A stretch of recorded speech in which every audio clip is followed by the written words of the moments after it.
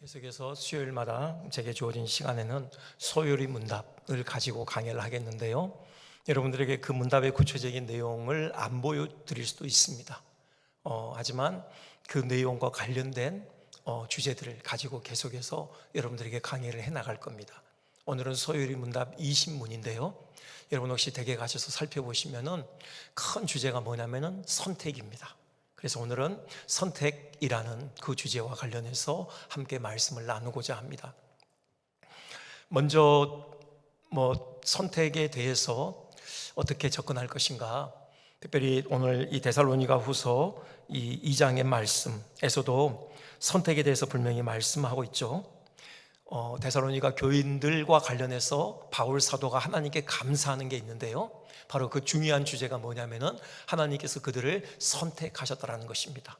너희를 처음부터 택하사, 이렇게 말씀하고 있죠. 선택에 대해서 나와 있고요. 또 이 선택에 대해서 접근하기 위해서 사도 바울이 썼던 다른 서신서를 오늘은 또 주로 좀 살펴볼까 합니다. 여러분 로마서 9장으로 한번 가보시겠습니까? 오늘 로마서 9장과 관련해서 좀 많은 얘기들이 이렇게 주어질 것 같습니다. 먼저 이 로마서에서 바울이 선택 교리를 언급하게 되는 배경이 있습니다. 로마서 9장은요, 그 마음에 큰 근심과 그치지 않는 고통이 있다, 자기 마음에 있는 그 큰 근심과 고통에 대해서 토로하면서 시작합니다. 무엇 때문이었습니까? 동족 이스라엘 때문이었죠. 그들이 정작 예수 그리스도께서 그들 가운데 오셨는데 알아보지 못하고 예수님을 배척했습니다. 십자가에 못 박아 버렸고요, 여전히 그 영적 무지한 가운데 그들이 머물러 있었던 것이죠. 여전히 예수님을 배척하고 믿지 않으므로 그들이 구원의 반열에서 떠나 있는 그 상황 가운데 있어요. 그걸 보면서 이방인의 사도이지만, 하지만 바울은 동족 이스라엘을 생각할 때마다 마음에 큰 근심과 그치지 않는 고통을 경험했던 것이죠. 그러면서 그가 얼만큼 이스라엘의 구원을 사모하는지 그 사모함에 대해서 이렇게 표현하고 있습니다. 이 3절이죠 9장 3절, 나의 형제 곧 골육의 친척을 위하여 내 자신이 저주를 받아 그리스도에게서 끊어질지라도 원하는 바로라, 이렇게 되어 있습니다. 만일 이스라엘이 구원을 얻는데 내 영혼을 바치는 것이 필요하다면 기꺼이 내 영혼 내어놓겠다 라는 그런 고백이죠. 내가 이스라엘을 위해서 대신 저주를 받을 수만 있다면, 그렇게 해서 이스라엘이 구원을 받을 수만 있다면 나는 전혀 주저없이 내 영혼 그렇게 이스라엘을 위해서 내어놓겠다, 그 저주 내가 감당하겠다, 지금 그런 고백을 하고 있는 것입니다. 그리스도의 마음을 품었던 것이죠. 그리스도께서 그렇게 하셨잖아요. 우리 대신 저주를 받음으로 우리에게 구원의 선물을 안겨주셨습니다. 그 마음으로 지금 이스라엘의 구원을 간절히 사모하고 있었던 것이죠. 그러면서 어떻게 뭘로 넘어가냐면은 지금 이스라엘 백성이 하나님의 언약 백성으로서 누리고 있던 그 특권들, 그것에 대해서 쭉 나열을 합니다. 그게 4절부터 5절이에요. 그들은 이스라엘 사람이라 하면서요, 양자됨, 영광, 언약들, 율법, 예배, 약속들, 조상들, 그 다음에 심지어는 그리스도께서 그들에게 나셨다라는 것이죠. 세세의 찬양을 받으실 하나님이신 그리스도께서 세상에 오시는데 혈통적인 통로로 그들이 사용되어졌다. 이런 많은 특권들, 이런 복들을 이스라엘이 언약 백성이라는 이름으로 누려왔다. 지금 이 사실을 쭉 언급하고 있습니다. 여기에는 안타까움이 묻어 있죠. 이런 복을 받았음에도 불구하고, 이런 특권을 누렸음에도 불구하고 정작 구원자이신 예수님이 오셨을 때 그 예수님을 알아보지 못하고 그들은 밀쳐냈다.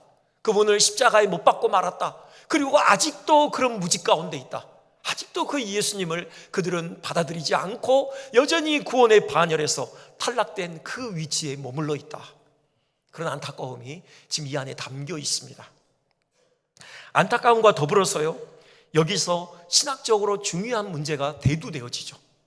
하나님의 신실하심이요. 이스라엘은 분명히 하나님의 언약 백성입니다. 아브라함과 하나님이 언약을 맺으셨죠. 그 아브라함이 혈통적인 후손 아닙니까? 그 면에서 이스라엘은 하나님의 백성이고요, 또 출애굽 후에 시내산에서 바로 하나님께서 직접 언약을 맺으심으로 또 이스라엘이 하나님의 백성됨이 한 번 더 확인되어졌죠. 그럼에도 불구하고 그들은 지금 구원의 반열에서 멀어져 있어요. 이걸 어떻게 봐야 되느냐? 그들을 언약 백성 삼으신 그 하나님의 신실하심에 문제가 있는 것 아니냐, 이런 신학적인 문제가 대두될 수 있다는 것입니다. 여기에 대해 바울이 답을 하는데요, 그게 아니라는 거예요. 하나님의 신실하심에 있어서는 전혀 문제될 것이 없다라는 것입니다. 그게 6절의 선언이에요.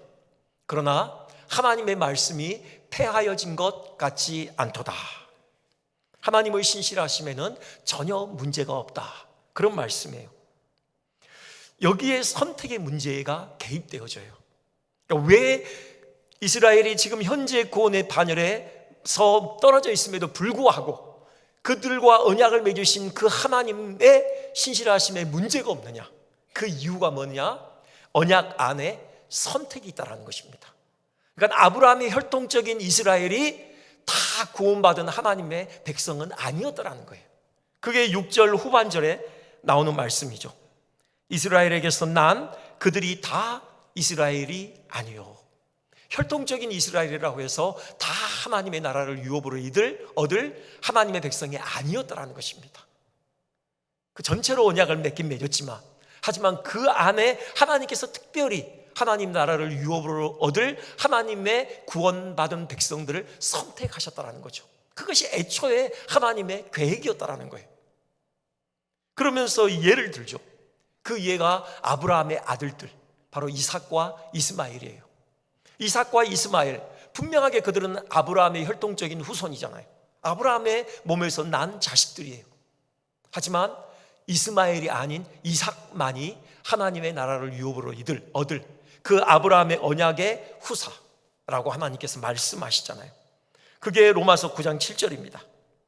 또한 아브라함의 씨가 다 그의 자녀가 아니라 오직 이삭으로부터 난 자라야 내 씨라 불리리라 하셨으니, 하나님께서 분명히 아브라함에게 말씀하시기를 이삭으로부터 난 자라야 네 씨다, 그렇게 말씀하셨다라는 거예요. 그러니까 아브라함의 혈통적인 후손이 다 하나님 나라를 유업으로 있는 것이 아니라 그 중에 이삭만, 하나님이 특별히 선택하신 그 사람만 하나님의 구원 얻을 백성이었다라는 것이죠. 그렇기 때문에 이스마엘이 아브라함의 혈통적인 아들이었음에도 불구하고 그가 구원의 반열에서 탈락된다고 해서 하나님의 신실하심에 있어서는 전혀 문제가 없다라는 것입니다. 아브라함과 언약을 맺은 그 하나님의 그 언약은 전혀 문제가 없다라는 거예요. 지금 이런 논리를 펴고 있는 겁니다. 그리고 한 가지 예를 더 들고 있죠. 바로 그 하나님이 택하신 그 하나님 나라를 유업으로 얻을 그 이삭의 후손 에서와 또 야곱을 또 거론하고 있어요. 자, 이삭을 하나님이 택했다. 그런데 또 이삭의 혈통적인 후손이라고 해서 다 하나님이 택하신 하나님의 백성이냐? 그건 아니었다라는 거예요. 그 이삭의 몸에서 에서와 야곱이 태어나잖아요. 그들이 아직 태어나기도 전에 어머니 리브가의 배에 있을 때 하나님이 분명하게 말씀하시죠. 9장 12절이요. 큰 자가 어린 자를 섬기리라. 그리고 13절, 내가 야곱은 사랑하고 에서는 미워하였다. 이 말씀을 통해 분명히 드러나는 사실은 하나님께서 야곱을 하나님 나라를 유업으로 받을 자로 선택하셨다는 사실이죠. 이삭의 혈통적 후손이라고 다 구원받은 백성이 아니라는 것입니다. 그 중에 하나님이 선택하신 하나님의 백성이 따로 있다라는 것이에요. 지금 이렇게 이 얘기를 하는 겁니다. 그래서 모든 이스라엘이 다 구원에 이르지 않는다고 해서, 지금 이스라엘이 그 구원의 반열에서 멀어져 있는다고 해서 전체로 언약을 맺은 하나님의 신실하심이 손상되는 것은 아니다.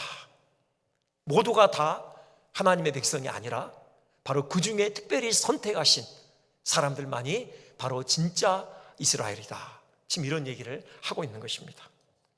여기서 분명히 알 수 있는 사실은요, 하나님의 구원에 있어서 분명히 선택이 있다는 사실이에요.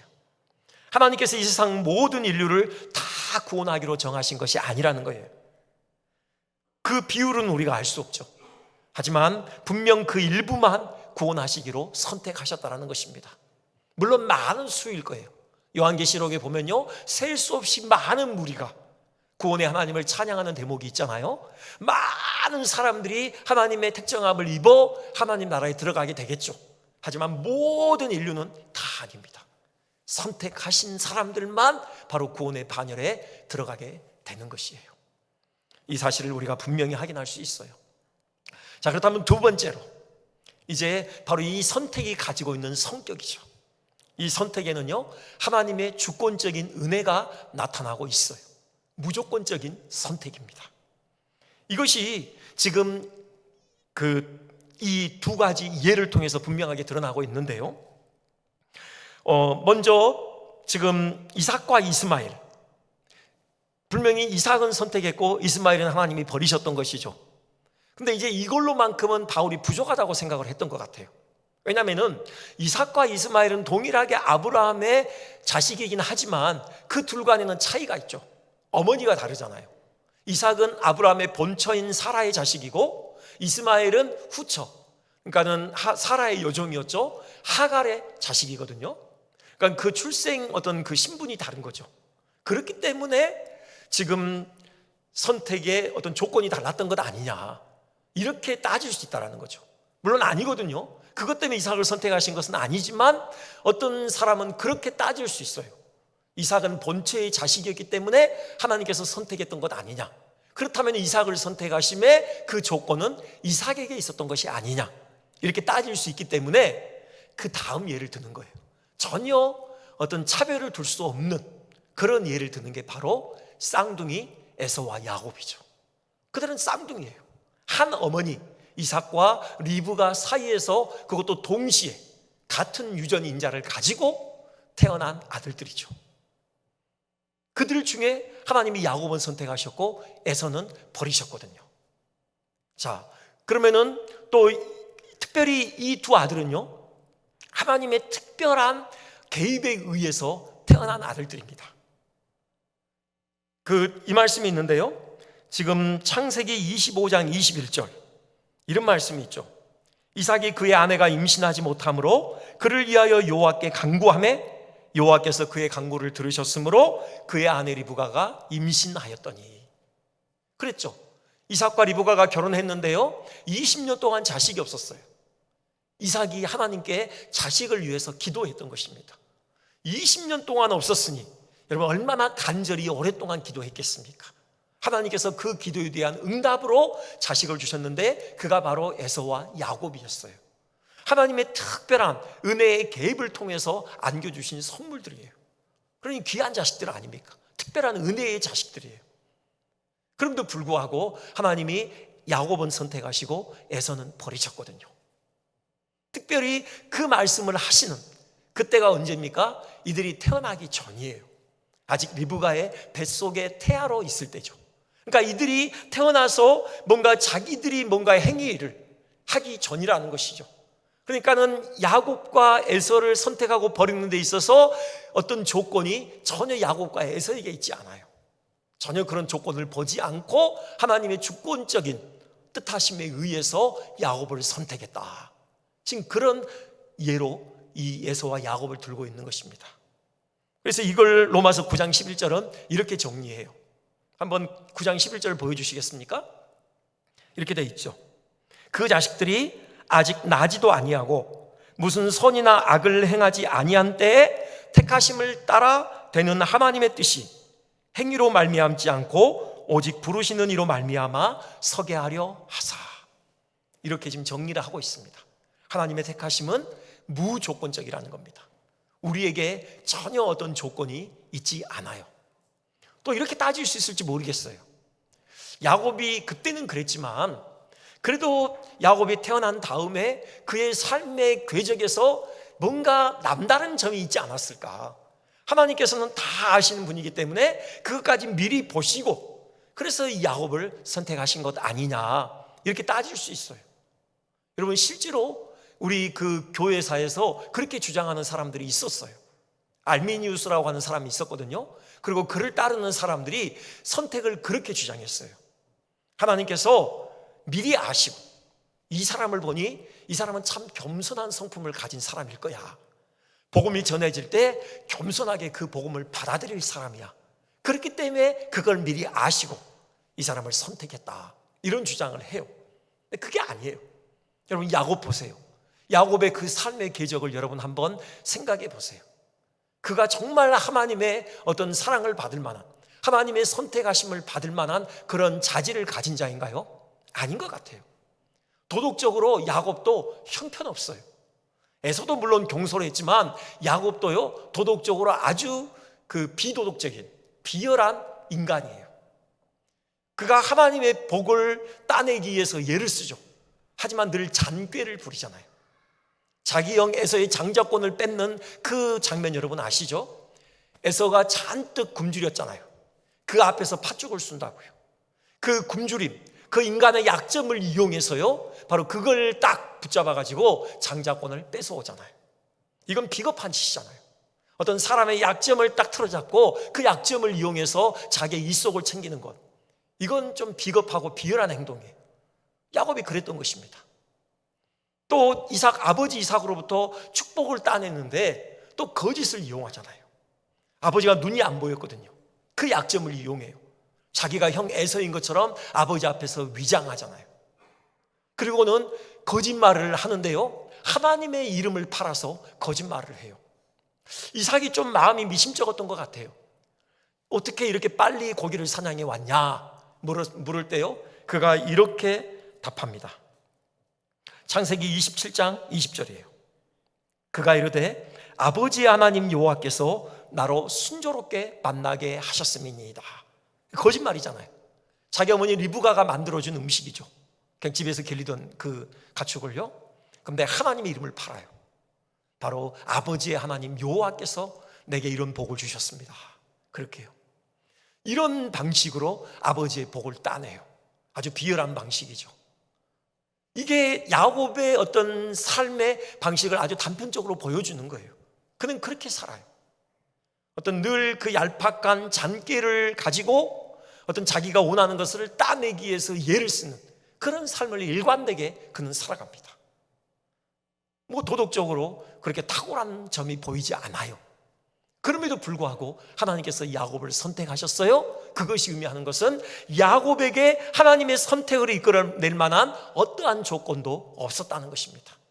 하나님의 주권적인 뜻하심에 의해서 야곱을 사랑하셨고 그를 하나님의 구원의 반열에 들어서도록 선택하셨다는 것이죠. 사실 이사야 41장은 또 이렇게까지 얘기해요. 버러지 같은 너 야곱아. 하나님이 아시는 거죠. 야곱이 어떠한 성정을 가진 자인지요. 우리 자신도 마찬가지입니다. 하나님께서 우리를 하나님의 백성으로 선택해 주신 것은 조금도 우리 자신에게서 그 이유를 찾을 수 없어요.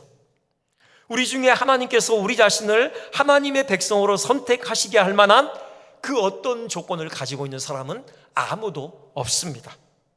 만일 우리 중에 혹시라도요, 그래도 하나님께서 나를 선택하신 데에는 뭔가 내 안에 그럴 만한 자질이 있어서가 아닌가, 그래도 내가 다른 사람들보다 뭔가 하나님의 마음에 드는 점이 있어서가 아니겠는가. 여러분 혹시라도 이렇게 생각하시는 분이 계십니까? 여러분 그 생각 버리시기 바랍니다. 착각이에요. 그건 아직 하나님께서 얼마나 거룩하신 분이신지, 그 앞에 우리가 얼마나 더러운 죄인인지를 우리가 알지 못해서 그러는 거예요. 사실 우리 스스로가 우리 자신을 너무 잘 알고 있잖아요. 우리가 얼마나 이기적인 존재인지, 그 이기적인 욕망을 온전히 떨쳐내버리기가 얼마나 어려운지 우리는 스스로가 너무나도 잘 알고 있어요. 우리가 주님께로부터 받은 사랑과 은혜가 얼마나 큽니까? 주님께서 친히 당신의 생명을 내어주셨어요. 우리는 그 은혜를 받은 자들이에요. 그럼에도 불구하고 여러분, 주님을 위해서 온 마음을 다해서 주님을 사랑하십니까? 그렇게 주님을 섬기십니까? 여러분, 주님이 원하실 때 기꺼이 우리의 생명을 바쳐드릴 그런 준비가 돼 있으십니까? 그 면에 있어서 우리는 한없이 부족한 자들임을 우리 스스로 절감하잖아요. 주님께서요, 우리를 위해서 자존심이고 뭐고 다 버리셨어요. 벌겨벗겨진 채로 십자가에 달리셔서 온갖 수치와 모욕을 다 당하셨죠. 우리는 알아요. 그런데요, 과연 우리는 주님을 위해서 우리의 자존심이 구겨지는 상황, 우리는 기쁘게 감내하고 있습니까? 조금이라도 나의 자존심이 구겨지는 것을 못 견뎌 하지는 않습니까? 그렇게 오랫동안 신앙생활을 했음에도 불구하고 여전히 우리 안에 육체적인 욕망이 꿈틀대는 것, 여러분 우리 스스로 보고 계시지 않습니까?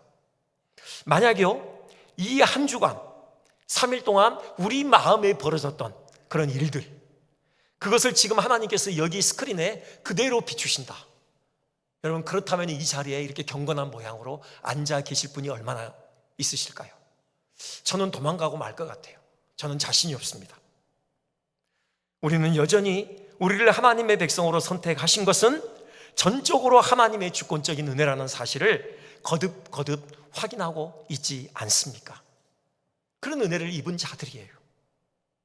이 선택 교리가 그래서 우리에게 주는 큰 유익이 있죠.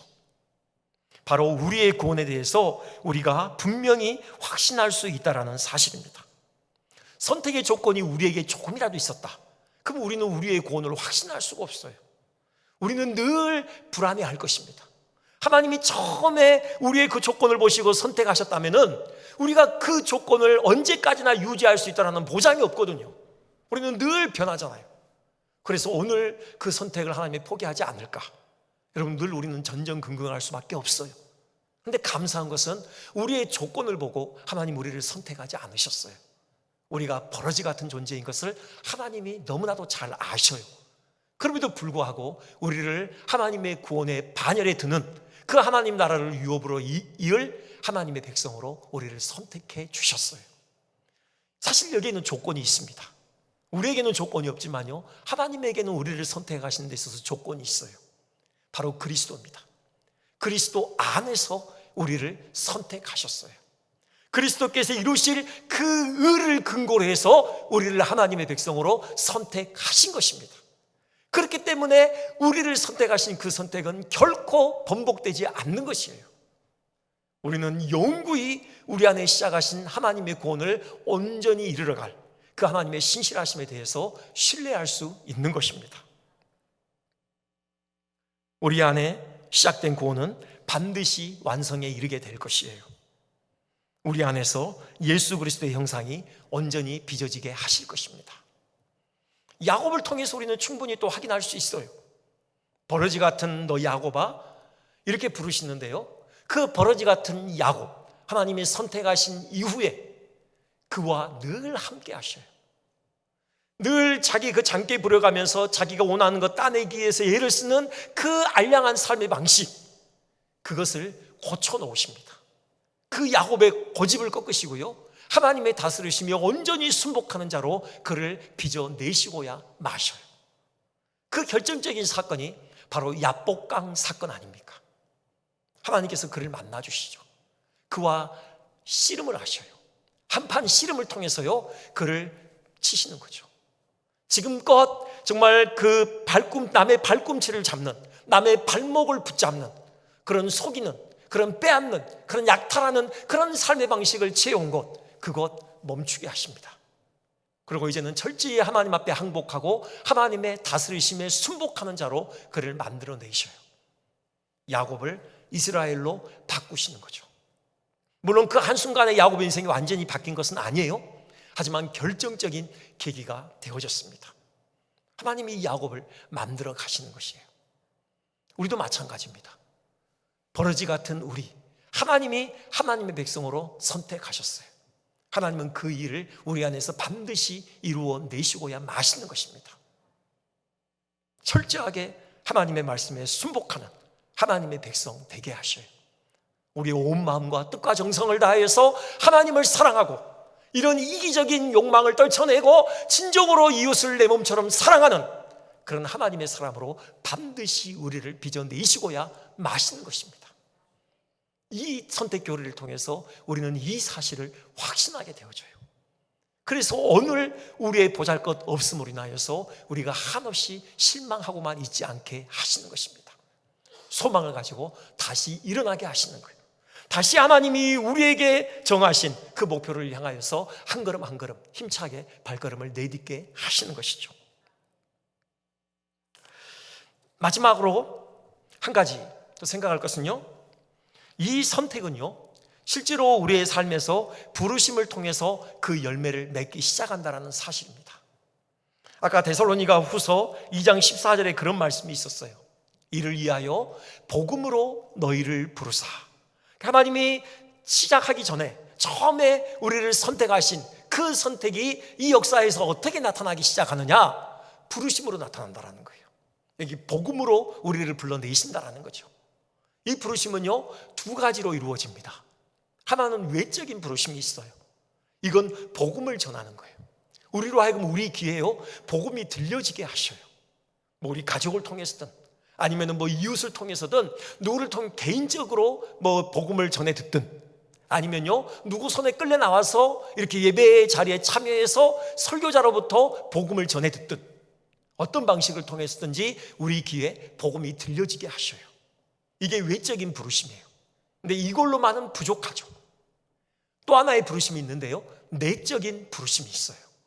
성령께서요, 우리 귀에 들려진 그 복음으로 우리 안에서 우리를 또 부르십니다. 여러분, 이것이 바로 비로소 선택이 열매 맺는 순간이에요. 그럴 때 그 복음에 담겨진 그 하나님의 영광을 보게 되어져요. 그 복음을 깨닫게 되어진다고요. 그리고 그 복음을 아멘하며 믿음으로 받아들이게 되어져요. 그래서 우리 안에 실제적인 구원이 시작되는 것입니다. 이걸 잘 보여주는 예가 사도행전 16장에 나오는 루디아의 예죠. 그 하나님께서 바울로 하여금 이제 그 선교의 지경을 넓혀 가시죠. 아시아에 머물렀던 바울의 그 선교의 발걸음을 이제 유럽에까지 확장되게 하십니다. 그렇죠? 한 꿈을 통해서 강권하시죠. 그래서 유럽으로 넘어가게 하셔요. 그 유럽 선교의 첫 시작점이 빌립보 성이죠. 바울은 늘 복음을 전할 때마다 가장 먼저 찾았던 곳이 유대인의 회당이에요. 왜냐하면 그들은 구약 성경을 가지고 있잖아요. 구약 성경을 접점으로 해서 예수 그리스도의 복음을 증거했던 것이죠. 근데 빌립보에는 회당이 없었어요. 회당은 유대인 성인 남자 10명이 모여야 되거든요. 그래야 회당이 만들어지는데 빌립보에는 그만한 유대인들이 없었던 거죠. 대신 기도처가 있었어요. 거기에는 여인들이 정기적으로 모여서 기도하고 있었던 거죠. 그래서 그 유대인 여인들이 모여서 기도하는 기도처를 찾아가요. 거기서 복음을 전합니다. 그때 그 유럽 선교의 첫 결실, 그가 바로 자주장사 루디아예요. 그 대목을 사도행전은 이렇게 기술을 하고 있습니다. 사도행전 16장 14절, 우리 같이 한번 봉독해 볼까요? 자, 시작. 루디아라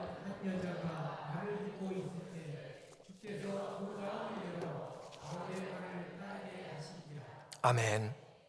거기 있던 다른 여인들이 있었거든요. 그들의 반응이 어땠는지에 대해서는 성경이 나와 있지 않아요. 하지만 루디아의 복음을 받음, 이것에 대해서 강조하고 있다는 것을 볼 때 루디아만 아마 바울이 전한 복음을 받아들였던 것 같아요. 다른 여인들은 아니었고요. 그렇다면 왜 그런 차이가 났을까? 똑같이 복음을 들었는데 왜 루디아만 바울의 복음을 받아들였나? 루디아가 특별히 성품이 좋은 여인이었기 때문에, 루디아가 특별히 호기심이 많고 아주 지혜로웠기 때문에 그게 아니라는 거죠. 이유는 단 하나입니다. 주께서 그 마음을 열어, 성령께서 그 마음을 여셨다라는 거예요. 이게 바로 부르심입니다. 바울을 통해서 외적인 부르심이 있어요. 루디아의 귀에 복음이 들려졌어요. 그와 동시에 성령께서 루디아의 마음에서 그 복음으로 그 영혼을 부르신 거예요. 그러자 루디아의 영의 눈이 열려서 복음 안에 담긴 그 하나님의 영광의 광채를 보게 된 것입니다. 그 복음이 무엇인지, 의미하는 바가 무엇인지를 깨닫게 되어져요. 그리고 자신의 죄인됨을 인정하고 회개하고 두 손 들고 주 앞에 엎드리게 되어지는 것이죠. 예수 그리스도를 구주로 영접하게 되는 것입니다. 이렇게 된 게 왜 됐느냐? 이것은요, 루디아를 하나님께서 창세전에 그리스도 안에서 택하셨기 때문인 것이죠. 무조건적으로 루디아를 하나님의 구원의 반열에 들어가도록 하나님께서 이미 선택하셨고, 그 선택이 첫 번째 결실을 맺기 시작하는 순간이 바울을 통해서 바로 루디아를 불러내시는 그 부르심이죠. 이걸 통해서 루디아는 하나님의 진정한 백성, 참 이스라엘이 되는 것입니다. 왜 이 말씀을 드리느냐?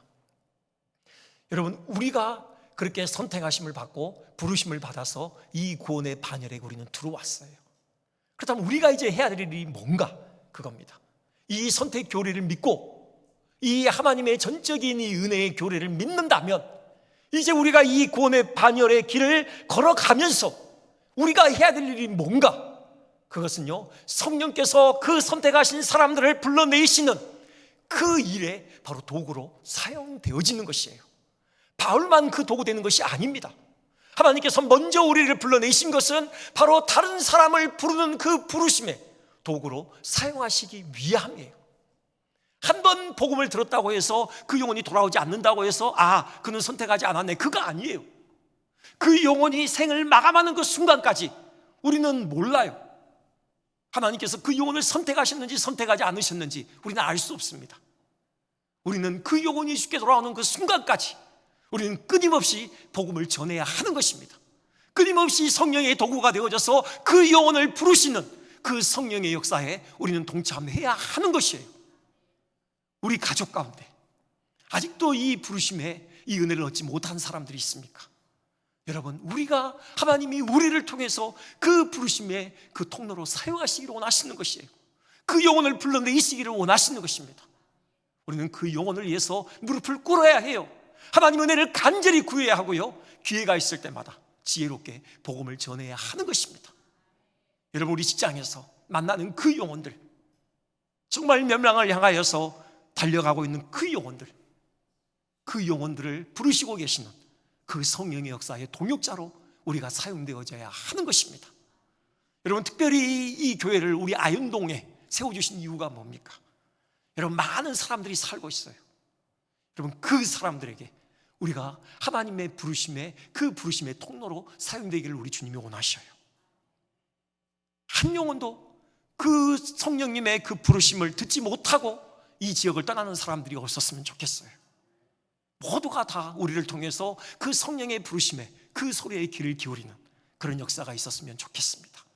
하나님께서 이 땅의 영혼들의 그 영적인 그 기류를 바꾸셨으면 좋겠어요. 정말 그들이 영안이 열려서 하나님의 그 영광의 나라를 주목하고 그 복음의 은혜를 사모하는 심령들로 바뀌었으면 좋겠어요. 우리에게 맡겨진 이 사명 감당하기 위해서 우리가 함께 무릎을 꿇자고요. 그리고 할 수 있는 한 최선을 다하여서 주의 복음을 증거하는 그런 통로로 사용되기를 소망합니다.